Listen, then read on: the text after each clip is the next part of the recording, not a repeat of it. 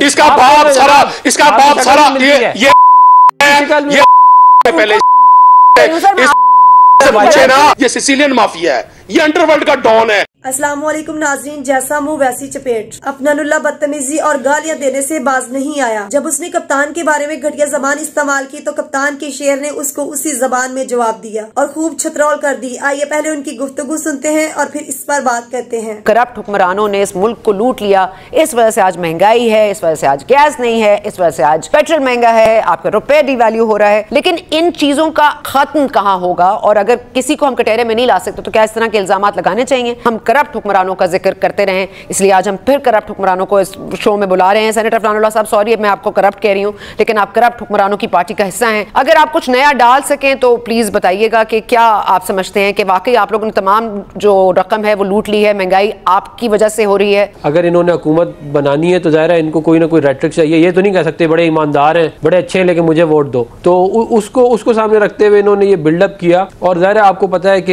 ये इसके अंदर झूठ बोलने के ऊपर बहुत सारी रिसर्च वगैरह हुई हुई है। तो इन्होंने ये बेसिकली एक स्ट्रेटेजी लगाई थी। तो ये इन्होंने बेसिकली ये है सोशली करप्ट एंटरप्रेन्योर। ये सोशल करप्शन बेसिकली इन्होंने जो है वो खुद अपनी सारी जिंदगी की शौकत खानम बना लो, उससे माल खाते रहो, लोगों से पैसे लेके खाते रहो। फिर जब मुल्क के वजीर आजम बने तो फिर उन्होंने ज़ाहिर जो सारी जिंदगी किया हुआ था वही मुल्क का भी अशर कर दिया। आज हमें भी भिखारी बना दिया। इस तरह की बात ना करें, शौकत खानम के फंड्स की बात ना करें। मैं नदीम कुरैशी साहब आपके पास आऊंगी, फरमा दीजिएगा कि ये पाकिस्तान तहरीक इंसाफ का मैनिफेस्टो तो जरूर है कि करप्ट हुक्मरानों को कैफरे किरदार तक पहुंचाना है, लेकिन उसके लिए आपको मजीद क्या चाहिए? सना मैं तवक्को रखूंगा कि आपने जिस पेशेंस से अफनानुल्लाह साहब को सुना है, मुझे भी बात करने का मौका देंगे। ये कोई दूध का धुला हुआ माशरा नहीं है। एक बड़ा सादा सा क्वेश्चन है। अभी अफनानुल्लाह साहब ने बड़ी सख्त बातें की। मेरी ख्वाहिश होती है मैं बदतमीजी का जवाब बदतमीजी से ना दूं। जिन्होंने इनका प्रोग्राम का हिस्सा नहीं देखा, जब वो मुझे सुनेंगे वो मुझे बुरा भला कहेंगे, यार ये बदतमीजी करते हैं। लेकिन ये इतने सख्त लफ्ज बोलते हुए इन्हें खुदा का खौफ नहीं आता कि इन्होंने अल्लाह को क्या मुंह दिखाना है। 1996 में मियां शरीफ साहब मरहूम, उन्होंने जो अपने जो एसेट शो किए, अपने डॉक्यूमेंटेड एसेट शो किए, वो देख ले कितने करोड़ रुपए थे, और आज के एसेट देख ले। एक आम पाकिस्तानी सोचता ये है कि ये ऐसी कौन सी इकोनॉमिकल साइंस है पाकिस्तान के हुक्मरानों के पास कि वो जब हुकूमतों में आते हैं तो उनके एसेट्स बिलियंस डॉलर में चले जाते हैं। ये साइंसदान मईशत के, इकोनॉमिक्स के, बिजनेस के इन्हीं 15-20 फैमिलीज में पैदा होते हैं। ये वो हिस्टोरिकल माएँ हैं, ऐसी शानदार माएँ हैं कि ये ऐसे शानदार बच्चे जन्म देती है कि इनके बच्चे इक्तदार में आने के बाद बिलियन रुपीस कमाते हैं। ये साइंस हमें तो नहीं समझ आई आज तक। नवाज शरीफ साहब खुद पीपल्स पार्टी की लीडरशिप के बारे में क्या कहते रहे, आसिफ जरदारी खुद क्या कहते रहे, और वो कौन कौन से केसेस थे तो इन दोनों जमातों ने एक दूसरे के खिलाफ शुरू किए। शहबाज शरीफ क्या कहते थे कि मैं आसिफ जरदारी का पेट फाड़कर पाकिस्तान की लूटी हुई रकम लूंगा। क्या हुआ? पाकिस्तान के जो एसेट्स थे जिसके बारे में पाकिस्तान की कोर्ट्स कहती रही यूसुफ रजा गिलानी को, जी आप खत लिखे। क्या किया वाजिद शमशुल हसन ने वहां इंग्लैंड में कि वो लेटर ना गया और वो सारे एसेट्स शिफ्ट हो गए इन लोगों को। सरे महल, even fields, twin towers Dubai के, इसके बावजूद आप कहते हैं कि जी ये करप्ट नहीं है। मेरे लिए तो बहुत बड़ी बात है। अब किसी के बारे में ये कहना जी उसकी शक्ल से भी नफरत है, ये तो वक्त बताएगा आने वाला। देखें, ये यूनिवर्सल ट्रूथ है कि इमरान खान साहब सच नहीं बोल सकते। और आपको मैं एक बात बताऊं, जो मुनाफिक आदमी होता है उसकी 3 निशानियां हैं। तीनों चीजें इमरान खान साहब के ऊपर पूरी उतरती हैं। नहीं ऐसे नहीं। इतनी सख्त बातों के बाद मेरा जवाब जरूर लेंगी। मुझे बात करने दे। मैं पाकिस्तान का आजाद शहरी हूं। मैंने ना इनके बुजुर्गों की तरह पाकिस्तान की सियासत से पैसा कमाया, ना मैंने PIA को बेचा, ना मैंने PIA में अपने पूरे फैमिली डाली, ना PIA को इस्तेमाल किया अपने मकासद के लिए, और ना ही मैं किसी के पेरोल पे हूं। मेरे लीडर के बारे में कोई शख्स बदतमीजी करेगा तो मैं उसको वो जवाब दूंगा जो पाकिस्तानी अवाम इन्हें कहती रही। झूठ है। अब सुने ना, सुने आपका बाप सुने, आपको क्या पता, आपको क्या पता जब भी आप इमरान खान को फॉलो कर रहे हैं क्या करते हैं आप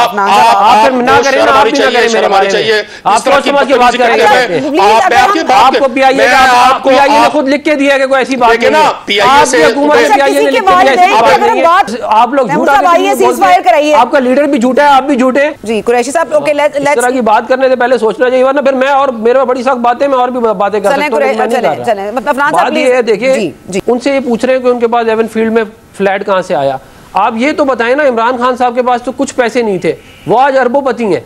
उनके पास पैसे कहाँ से आए? सवाल तो ये है बेसिकली पूछने वाला। कुरैशी साहब जवाब है आपके पास? बाद 1000 रुपए होना कोई बड़ी बात नहीं है। चलें कुरैशी साहब जवाब है आपके पास इस बात का? देखिए सना, आप हैं प्रोग्राम की एंकर। जी सर। अगर आपकी मौजूदगी में मैं किसी को गाली दूंगा, आप जिम्मेदार हैं, और आपकी मौजूदगी में कोई मेरे ऊपर तो मैं उसको इजाजत नहीं दूंगा।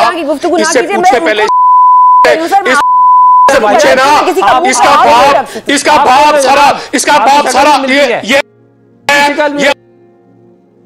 इससे वक्फा लेते हैं जी, वक्फे के बाद आते हैं। अब थोड़ी सी बात हुई है ब्रेक पे और ब्रेक पे जाने से पहले और ब्रेक के अंदर भी, और मैं चाहूँगी कि हमारे जो गेस्ट हैं वो एक दूसरे की भी रिस्पेक्ट करें और मेरी भी रिस्पेक्ट करें, और अगर मुझसे कहीं गलती हुई है, किसी ने कोई गालम गलोच की और मैंने नहीं रोका, तो मैं उसके लिए भी माजरत ख्वाह हूँ। अगर नदीम कुरैशी साहब आपकी दिल आज़ारी हुई तो मैं माफ़ कीजिएगा। ये खान साहब का खैर रिवायती अंदाज है, वो पाकिस्तान को यूरोपियन स्टाइल में चलाना चाहते हैं। यहाँ लोग हैं जूतों के यार, जो जहाँ पे बिरयानी की प्लेट पर लोगों वोट दे रहे हैं। सुने ना, मेरी बात सुने, आपने उनकी बात सुनी है, आप मेरी बात सुन लेना। मैं आपको अर्ज कर रहा हूं, बिलावल साहब लियारी से हार गए, बिलावल साहब लड़काना से हार गए, और 13 साल से तालपुर साहब की गवर्नमेंट सिंध में है, तो सिंध में सब्जियों के रेट, आटे के रेट, चीनी के रेट पंजाब से कम है। आप लोगों को ये लच्छेदार बातें करके बेवकूफ ना बनाएं। हमारे में पेशन है, हम बर्दाश्त कर रहे हैं, आपसे बर्दाश्त नहीं होगा, चूंकि आपने मुजफ्फर अवैस, टप्पी और पीर मजरूल हक इन जैसी गवर्नमेंट चलाई है। इमरान खान को पाकिस्तान की अवाम ने मुंतखब किया। दो बातें, एक तो तालपुर साहब ने आज कहा कि जी लोगों ने इनको वोट दिया, ये तो मानते ही नहीं थे लोगों ने हमें वोट दिया, ये तो हमें कहते थे ये आरटीएस की पैदावार है, चलो उन्होंने मान लिया। लोगों के ज़हन में इनके लूट मार लोग भूल जाए। जिस शख्स को पाकिस्तान की अदालतें कहें ये सिसिलियन माफिया है, ये अंडरवर्ल्ड का डॉन है, आप वो बातें भूल जाएं। निजाम अल्लाह का बाकी रहता है। मैं तो मुझे 100% यकीन है, पाकिस्तान को जिसने जिस शक्ल में भी लूटा, 27 रमजान मुबारक को बनने वाला ये मुल्क अपने लूटने वालों को कभी बख्शेगा नहीं। बात यह है कि इमरान खान साहब जिस मर्जी की किरदार कुशी करे, जिस मर्जी के ऊपर जो मर्जी कीचड़ उछाले, तो वो तो ठीक है, वो ना किरदार कुशी है, ना वो गलत बात है, ना उसके अंदर कोई मसला है, वो सब माफ है। ट्रांसपेरेंसी हम नहीं कहें, ट्रांसपेरेंसी इंटरनेशनल का इमरान खान अफनान साहब दिस हैज टू स्टॉप ना। आप लोगों को कुछ ऐसा कहना पड़ेगा कि ये रुके ना, सुन के भी कान पक गए हैं। आप लोग जवाब में शिकवा करते हैं, बस आप लोग इसको खत्म क्यों नहीं करते? कम से कम प्रूव योर इनोसेंस ताकि इस बात को खत्म किया जाए। नाजरीन, ये अफनानुल्लाह जैसे वो लोग हैं जो अपने कायद के बारे में कोई भी बात सुनना पसंद नहीं करते, चाहे वो बात कितनी भी सच्ची और हक पर मबनी क्यों ना हो। ये खुद चोर और मुजरम पार्टी हैं। जब इनसे एवन फील्ड अपार्टमेंट के बारे में सवाल किया जाता है और जब इनसे पूछा जाता है कि नवाज शरीफ और इनकी औलाद के पास अरबों डॉलर्स की जायदादें कहां से आईं, जबकि इस मुल्क पर मुसल्लत होने से पहले उनके पास कुछ भी नहीं था, तो इस सवाल का जवाब देने की बजाय बदतमीजी करने लगते हैं, बिल्कुल वैसे ही जैसे आज अफनानुल्लाह ने किया। बल्कि उल्टा इस सवाल के जवाब में कहने लगा कि इमरान खान के पास इतनी जायदाद कहां से आई, जबकि इमरान खान के बारे में पूरी दुनिया जानती है। इमरान खान ने इस मुल्क का नाम रोशन करके और क्रिकेट खेल के ये सारा पैसा कमाया है और उसी से जायदाद बनाई है। इसके बावजूद इमरान खान की पूरी जायदाद नवाज शरीफ के एक बच्चे के जायदाद के सामने कुछ भी नहीं है। अफनानुल्लाह का शुमार उन लोगों में होता है जिन लोगों को सच्ची बातें कड़वी लगती हैं और फिर ये बदतमीजी करने लगते हैं। जिस तरह नदीम कुरैशी ने इसे जवाब दिया, ये इसी के मुस्तहक थे, ताकि इनकी जबानों को लगाम डाली जा सके और आइंदा से ये किसी को इस तरह का बेबुनियाद इल्जाम न लगा सके और अपने अंदर बर्दाश्त का मादा पैदा करें। लेकिन इनका वो हिसाब है, उल्टा चोर कतवाल को डांटे। नाजरीन, आपकी इस बारे में क्या राय है? अपनी राय का इजहार कमेंट बॉक्स में करें। मिलते हैं अगली वीडियो में, तब तक के लिए अल्लाह हाफिज।